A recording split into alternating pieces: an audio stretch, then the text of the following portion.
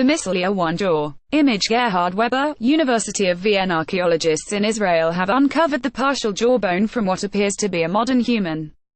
Dated to between 175,000 to 200,000 years old, the fossil is 50,000 years older than any other human fossil found in the region, suggesting humans left Africa far earlier than previously thought. The fossil was found in Israel's Mislia Cave, one of several prehistoric cave sites on Mount Carmel. Archaeologists have been exploring these caves for decades, so the discovery of the odd bone or artifact isn't particularly extraordinary. Ancient humans, including no extinct species and anatomically modern Homo sapiens, populated these caves repeatedly during both the Upper and Lower Paleolithic, leaving signs of their occupancy behind. The recent discovery of a partial jawbone with several teeth still intact didn't seem like a huge deal at first, but when multiple dating techniques put its age at between 175,000 to 200,000 years old, the archaeologists who found the fossil realized they had stumbled upon something special. A view of the Mislia Cave. Image Mina Weinstein Evren, Haifa University. As the ensuing study published today in Science shows, the new fossil resets the date for when modern humans Homo sapiens first left Africa, leaving their continent of origin for the Middle East. Prior to the Mislia discovery, traces of the earliest modern humans to have left Africa were found at the Levantine sites of School and Kafsa, which were dated to between 90,000 and 120,000 years ago. Genetic analyses of other human remains hinted at an even earlier exit date, but tangible, archaeological evidence was lacking. The jawbone, dubbed Mislia-1, is now providing that crucial bit of evidence.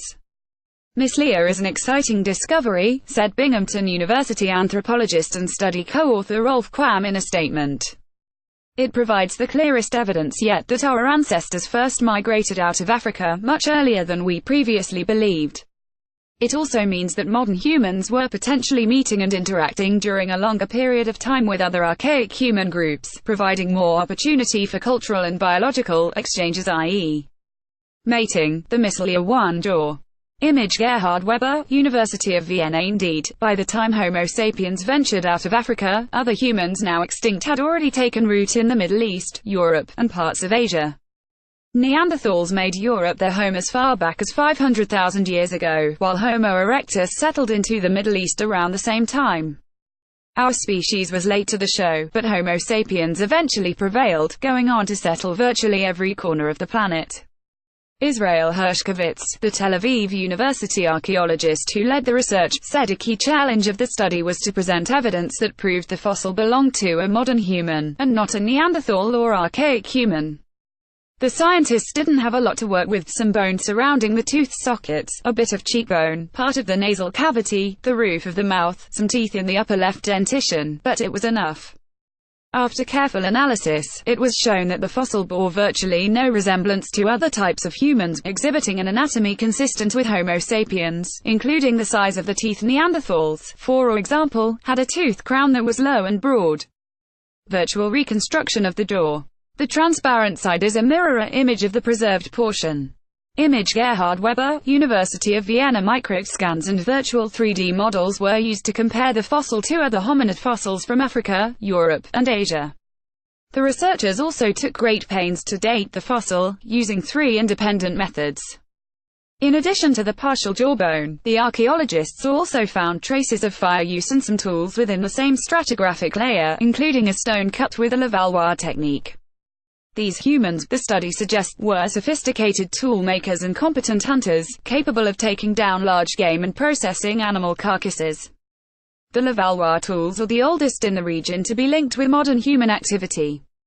Previously, these high-tech tools were also found at the nearby Taban Cave, and dated to between 190,000 to 260,000 years ago. The authors say this suggests modern humans were in the region even earlier than the new fossil suggests. Katerina Haverty, head of paleoanthropology at the Senckenberg Center for Human Evolution and Paleoenvironment, is impressed with the new study, saying the authors presented an extremely thorough analysis of the anatomy of this fossil. She said the jawbone was remarkable, that it exhibited no features typical of Neanderthals or other archaic humans, but is instead similar to modern humans. This discovery is highly significant, as it represents the earliest known modern human out of Africa, Haverty told Gizmodo.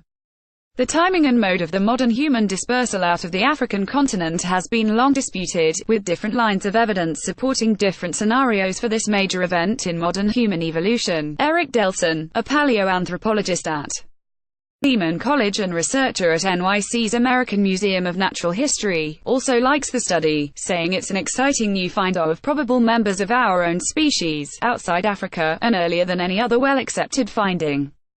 What's more, the recent revelation that modern humans were hanging out 300,000 years ago in what is now Morocco hints at even earlier migrations. The remains of 5 early Homo sapiens have been unearthed at a site in northwest Africa.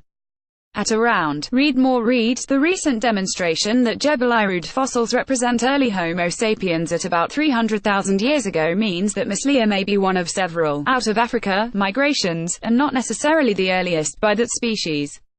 Delson told Gizmodo, "There were probably a number of exits from Northeast Africa, which may not have gone very far or led to any later populations, but just died out, until after 80,000 years ago or so. Other Israeli fossils, such as Zutia, may need to be reassessed in light of this new evidence. Now we all want to see what the skull of the Mislia people looked like. As for matching the tools to the jawbone, Delson is less impressed. The authors suggest that the tools found with a fossil indicate that Homo sapiens must have been present earlier in time, but I do not agree with this," he told Gizmodo.